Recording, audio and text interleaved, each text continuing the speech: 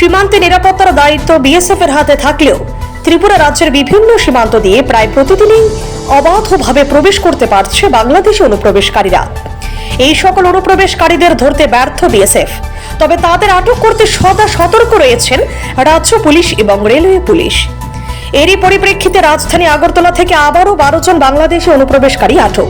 পশ্চিম আগরতলা থানার পুলিশ রাজধানীর ভারত বাংলাদেশ সীমান্ত সংলগ্ন জয়নগর এলাকা থেকে তাদের আটক করে। তাদের মধ্যে 9 জন পুরুষ এবং 3 জন মহিলা।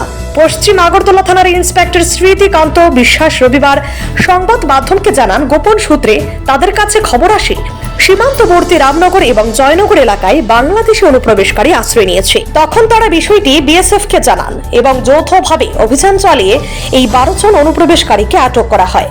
তাদের বিরুদ্ধে বিদেশি নাগরিক আইন এবং ভারতীয় পাসপোর্ট আইনে মামলা নেওয়া হয়েছে। কি উদ্দেশ্যে তারা ভারতীয় ভূখণ্ডে প্রবেশ করেছিল তা জানার জন্য জিজ্ঞাসাবাদ চালানো হচ্ছে বলেও জানান। বাংলাদেশ বর্ডার এরিয়াতে, রামনগর এরিয়া বর্ডার এরিয়াতে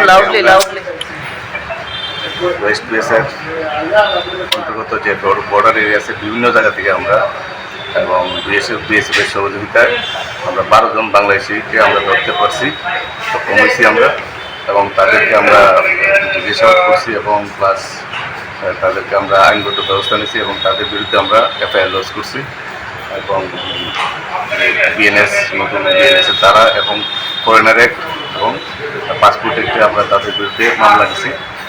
ওয়েস্ট পিএস মামলার নাম্বার 92/2024। তো আমরা তাদেরকে আজকে আমরা কোর্টে প্রেরণ করতেছি এবং তাদের বিরুদ্ধে আমরা স্ট্রং অ্যাকশন নিতেছি এবং আগামী দিনও এই ধরনের অভিযান জারি থাকবে এবং বাংলাদেশি কোনো ক্ষেত্রে আমরা একদম খাটো করে দেখতেছি না, বিষয়টা আমরা গুরুত্ব সহকারে দেখতেছি এবং এই যে ট্রেন্ড চলছে সেই ট্রেন্ডটা যাতে আগামী দিনে বন্ধ হয় এবং এটার জন্য আমরা প্রতিনিয়ত চেষ্টা করতেছি এবং আগামী দিনও এই ধরনের অভিযান চালিয়ে। Bureau report, CNE TV.